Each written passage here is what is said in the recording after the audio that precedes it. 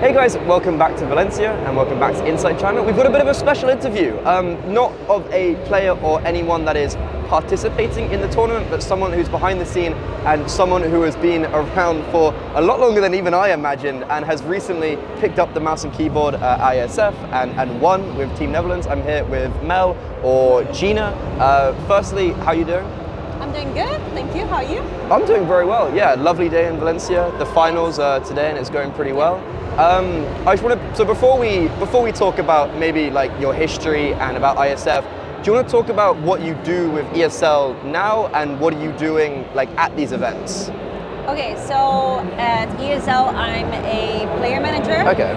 So we're the internal team that get assigned to specific events, and that's where we take on the hospitality side for ESL. And yeah, at ESL Impact, I'm the lead player manager for all of their tournaments. And yeah, I just make sure that the women are taken care of, but it's also like before this event, during the event and post-event, like throughout the whole journey, we do everything for them. Okay. Yeah. So do you do other events in ESL outside of Impact or are you just Impact? No, also outside. Okay. Yeah, I did recently. I did IM Cologne and EPL, and my next event will be Katowice. Oh well, hopefully see you there again as well. And so, talking about how you got into that, so we will get on to about your competing, about all your stuff. How did you then go from competing to then working in this more like behind the scenes role? So back in the day, you didn't have managers for teams. Yeah. Oh, and like you barely had like events, let alone managers. Yeah. Clan-based time. No, but I've always been like the team captain of every team, and I arranged everything for the whole team. So I did marketing, I did social media, I tried to get sponsors, I did travel arrangements. So in general, I did everything for the team. I was their manager and player at the same time. So yeah, that's something I really love and enjoy doing, and that's why I think this transition to a player manager is perfect and suits me really well. Yeah, well, it sounds like it makes sense, to be honest. Was it always the ambition to stay in esports? Because obviously you were saying to me 15 years. When you stopped competing or even during competing, were there many moments where you were like, not really going to stay in esports? Never, no. Never, I loved esports from the very beginning. My parents used to play professional as well. Not CS, but a different game, Team Fortress Classic. Perhaps that was a game before you were even born. But, oh my god, okay. Yeah, so my parents were always very supportive, and I knew I loved gaming, and I've always kind of had the focus, like I thought I was going to be a game developer or a game designer. Okay. And I thought that was not really viable, so I went to the marketing side. I did my design, international course design, and I focused on web interactive, so back-end, front-end development. Yeah. So that was my study, and then right after my study I went to my internship, had my job, but I finished my study in 2012, and in 2014 I quit my job because I could earn a full-time living from gaming. Is that competing or is that working? Competing and well, salary from your team and also streaming. Okay. So from several revenues, also I did a lot of promotional work, so I went to events and played against the public, promoting different kinds of brands. So yeah, I've been around in esports for a very long time. I did a lot of things, and I could make it my full-time living, so of course I did that. Wow, okay, your history is, like, it keeps on growing, like your parents are professional. So you said you wanted to get into like the developing side of it, but you have been competing, as you said, since, what was it, 2002, did you say? 2004. 2004, so how did you originally get into competing? Because my parents used to play Team Fortress Classic. Yeah, okay. And my uncle played CS, and I I love both games very much. And when I love something, I try to find everything about it. Makes so sense, yeah. I signed up for all these forums, but because back in the day you only had these forums and communities. So I signed up and I found out about some competitions, and one of them was also in the Netherlands where I live. So I went there and I signed up, and I think before this event I kind of found a few Dutch people that were also going there. So in that way I kind of got introduced to the competitive scene behind it, because of course, like, I believe every single person that first starts gaming doesn't know anything about the competitive side. Yeah, very true. In most situations. So yeah, that's how I found out, and I never loved it less. So there, what was the landscape back in, like, because that's like WESG's just starting, that's before like anything. Like there was really not much going on in 2004 whatsoever. Like the odd... We had Net Games. Net Games was huge. Was DreamHack even a thing then? Yeah, I believe so. Okay, so were you, so what was your competitive landscape? So were you playing in, because there wouldn't have been just women's tournaments, would there? I just played the normal competition. Okay, yeah. So then how, and would it be like mixed teams? Yeah. Oh, okay. Yeah, I used to play in like just with a bunch of guys. Yeah. And it was just, but in that period, gaming was no job. It was just a hobby, and maybe $1,000 or euros was like the max prize pool. You won that and you're like, we're rich, we're like eating good those tonight. Were the times, man, when everything was just love and, like passion. So I was gonna say, like, I know it sounds really bizarre, but like, is there a part of you that does miss that? Because that was time where like it was simple and just everything, as you said, like raw. Everyone there is because they love it.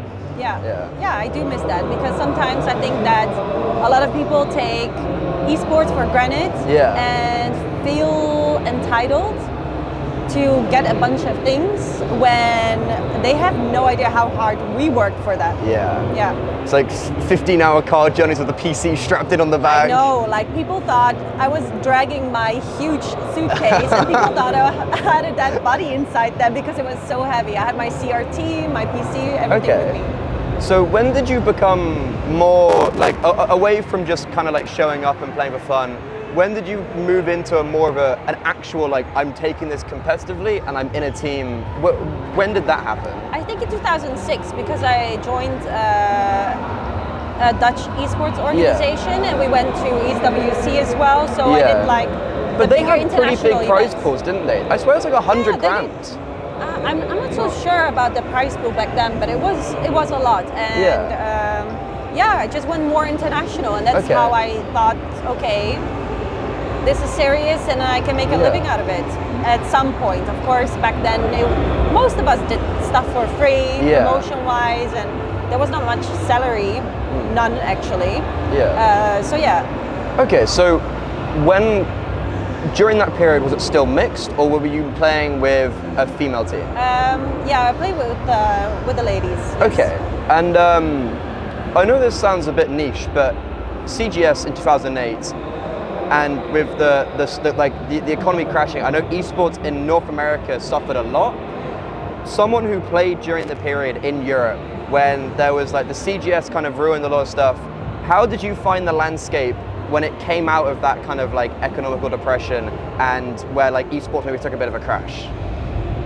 Honestly, I didn't really notice much in Europe from that. I think that, especially in the Netherlands, there was never really a lot of money in esports. So I cannot really answer that question in a way, but I feel like at that point, which year are we talking about? It was kind of like 2008 to 2010, like that kind of era. Yeah, I mean, for male CS in Europe, you would have about 6 to 8 grand. That was the salary, and let's say that in 2012, that's more than most people now. Yeah, that's quite good. It is. But I mean, only a few years later, this salary, the base salary, maybe went up to 20K. Yeah. like there was a very big difference Yeah. in that small period of time. Oh wow. Okay. And do you think that was a good thing that in a short period of time everything went really quickly and kind of drawing I don't think so, because everybody took a toll on the economical side. Yeah. And I think that's why a lot of big organizations had to pull the plug, because it's too expensive. Yeah, it's too expensive, it's not viable anymore, and most of the organizations are not like making big profit because they're spending too much.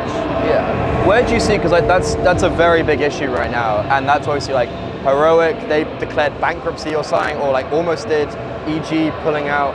Where do you see esports going forward then, with it being too expensive for organizations? Or becoming cheaper for organizations, or more profitable rather? I think salaries can be cut down a little. I mean, as long as you can make a living, and also maybe look at where people are living, because their living situation can be very different. I think also that a lot of teams can do a lot better promotion-wise, so maybe help the community to make it grow. And I think that's very important to keep it sustainable. Yeah. Okay, so bringing it back to your journey, you were saying in 2014 you went full-time, and you said there was a lot of different avenues. Do you want to break down exactly what you were doing at that period? We had a lot of events going on, so we went to the normal events as well. I believe we had about 4 women's esports competitions. So it was Copenhagen Games. Copenhagen Games was really good. We had WFG? Or ESWC at that point. And something in Germany. Gamescom? No. Was there a... No. It was like a separate... Okay. I don't really... Summit? No. Summit, maybe. I don't know. But enough to make it like you were actually playing like full-time at different events throughout the year. Yeah, but we also did a lot of promotion work, and we went as a team also to gaming conventions, and we had online competitions as well, so it was just a lot more. But you also have back then a lot more players. I mean, now it's more combined, and I do think that statistically we do have more players, but I felt like there were so many other organizations, not just ESL, that did stuff for the women's team. Yeah. So is that the hope then for the future of the women's scene currently, for there to be more organizations getting involved? I think that is something that, especially recently with the recent news of next year and the plan of next year, a lot of people have called upon other organizations. Is that what you believe for right now the future of women's esports is? Yeah, I think it's always good to have other event organizers taking care of some events. I think that ESL shouldn't be the only platform where there are women, these competitions that we organize. Seeing some competition in regards to that would be great. And I think that when also the teams that do compete will give a lot more coverage, I think that it will reach a lot more people, and statistically also help everyone, because we're doing this all together, and at the moment it's not like we're not getting profit from it. I think that everybody should chip in, and because I think that we all love this product, and hope that we can grow and make the women's esports scene better again. So looking at comparisons though of when you were competing from 2014 till 2019, was that the period when you competed? Most. And then I took kind of a break, and I started again playing in 2020, I believe, until 22. Okay, so looking at that period where you would have had events, how did they compare to something like this and like the general structure of all of this? Like, what are the comparisons there? I don't think you can really compare it, because it was just BIOC tournaments. So you brought your PC, and then you didn't really have a stage. So it was just land balls, was it? Yeah, there was no production team or whatever. Like, it didn't. Okay. Yeah, nothing made it like huge if you would win. Yeah. Because everything was also being played backstage. The women competitions. The male did have a stage sometimes, but yeah, most of it was just played backstage. So I think that giving a stage to the girls is fantastic. Wow. Okay. So when you were playing, like, backstages at the BOX, was this ever expected? Because this, like 2 tournaments a year in 2 different continents with teams all over the world coming to them. Was that ever anticipated? I think so. Like, these were the dreams that we had when we were. So at some point it should have been. Only I wish it was a bit sooner, so I could have enjoyed it as well.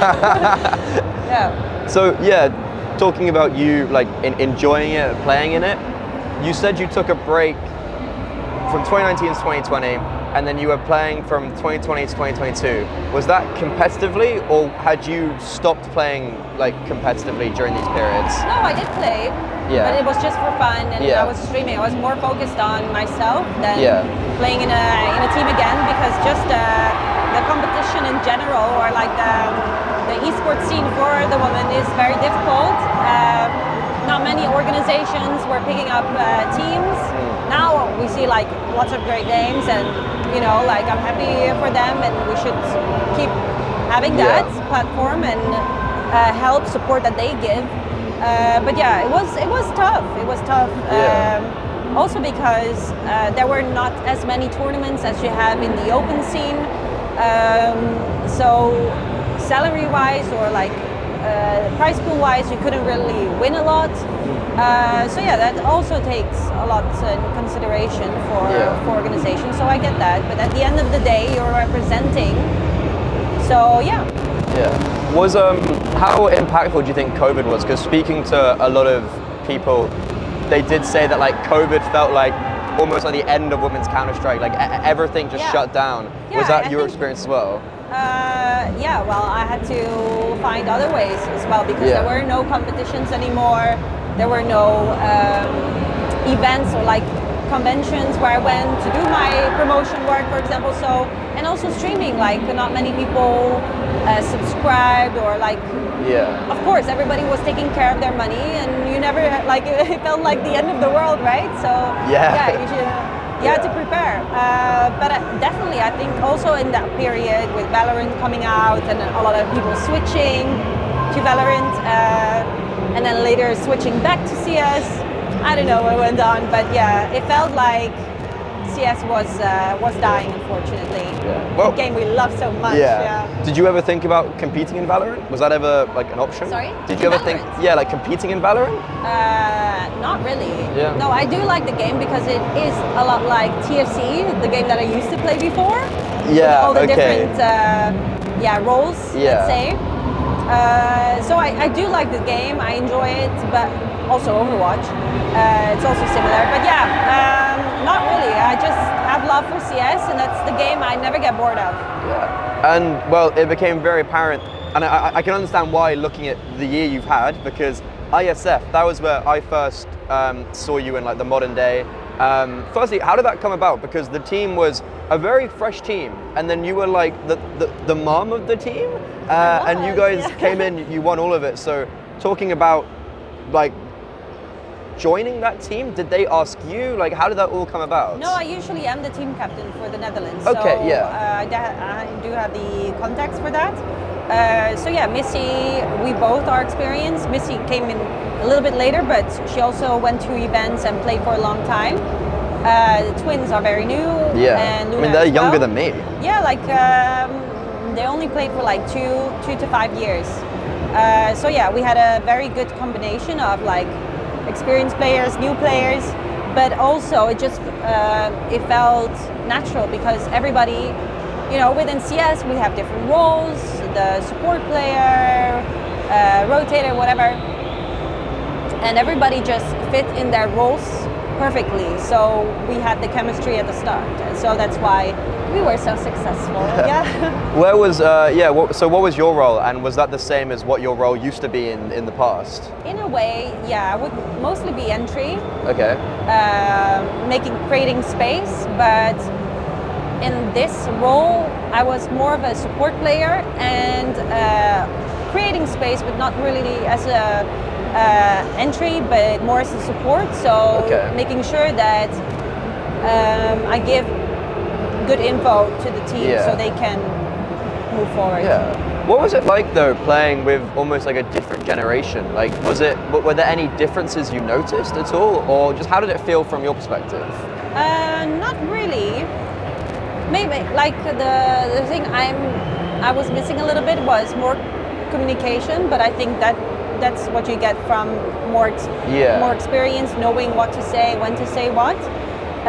So yeah, that was the only thing that I feel like we can improve. But other than that, it was amazing. Yeah. Yeah. So how was the experience overall? Because I'm not gonna lie, it looked insane. Like it was like a festival, and then when you won, you got brought on stage with Arvin, and it's like, what? Like how did that happen? Like how was it all? Yeah, it was amazing. We were playing and we were facing the Palace of Culture. It's insane. And the venue was really nice. It was really nice, and I never played outside as well because it was like just out in the open. But the stage was really nice, well done. We had the Palace of Culture that, like, when you look outside of your booth, you could see it. Anything was projected on it, like obviously the logo and anything about the tournament was projected there.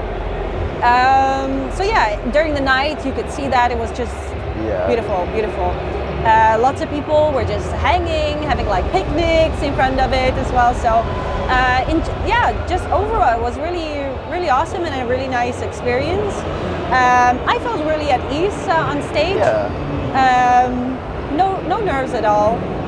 The new people were a little bit more nervous, but that was I mean, it makes sense, right? Because they never played at a tournament really, so that was their first experience and directly on stage as well. So yeah. And with Armin, it was a very last minute thing. They like when we won, we got out of our booths, we got ready for the trophy, like the trophy lifting, and then we heard like, okay, Armin wants to get you on stage. After, like, you don't have time for interviews, you're going right to the music stage. So we were like, oh, okay. So after we had a little interview with Banks on the stage when we did the trophy lifting, and then we all walked to the music stage. Backstage, we had to wait there for security to make sure that we're meant to be there. And then the manager or whoever is leading the stage manager probably as well, in the music industry that I have no idea of, she told us, okay, after this number, gonna give you a go and then you can go on stage. And we were like, okay. It was amazing. It was like so many people watching us, and of course, Armin said, okay, when this, you know this song, right? And then we were like, yeah. And then he was like, okay, you know, when the beat drops, we're gonna give you the mic, and then you have to scream whatever. I don't remember. It was just amazing. Was that you on the microphone? No, it was Naomi, I think. Oh, okay. Yeah. Oh, wow. It was fun. It was fun, and the thing was shaking that we were standing on. So I told everyone, please don't jump. Yeah, that thing was not made for 7 people. I can imagine. Yeah. Like you guys were literally like, it seemed amazing. Wow. So full experience. Did that almost make you want to start competing again? Of course. But I can't. But we will defend the title next year. Yeah. Do you know where it is? Riyadh. In where? Riyadh. Yeah, oh, wow. Exactly. Okay, that's going to be exciting. And so you were talking about like, kind of made like a joke, like the mom of the group. Was that very apparent when, like, the nerves, you kind of brought that experience, you have like, just the general experience of everyone. Was that becoming very apparent when you were playing, of just like calming everyone's nerves and stuff? Yeah, I think so. Yeah. I mean, we also took our pauses, tech pauses, and between maps, we obviously had some time to discuss some things. So yeah, I tried my best to keep everyone calm and focused on their performance. Yeah. Oh, well, that sounds awesome. And just wrapping up, looking at women's CS as a whole, we have already spoken about stuff that you would like to see in the future, but just kind of like a very vague question. Is there anything, like, where do you want to see the women's scene progress to, both with ESL Impact and with other events? Like, what would you like to see the future years be for this scene? I would like to see multiple events at least. I don't know. I think that we can also do, what I would really like is that we get more of a platform in general, online, just promotion in general, cross promoting with other events, more promotion like this Anna with Champions hoodie thing going on. Oh, what's ESL Champions? Yeah. Like actually this hoodie. Anna was the offer. Yeah. So she promoted the offer. Yes, sorry, of course. Yeah, she did, didn't she? Things like this, just to show that women can game as well. And I think hopefully in the future we can see more mixed teams and more women compete in the open scene. But this is also a safe space and making sure that the women have like a starting ground to progress in. Yeah, well, perfect. Thank you so much for joining me. That was such a cool conversation, and like I obviously knew you'd play for a while. I didn't know you'd played since 2004, and like your parents used to play the original TF like Team Fortress game. That's insane. Well, thank you so much for talking to me. And we've got the, I guess, technically world champion of women's CS. So thank you so much, and thank you everyone for listening. That's another interview wrapped up here in Valencia, and make sure to check out the other interviews on the INSITE channel. Thank you very much, and we'll see you next time.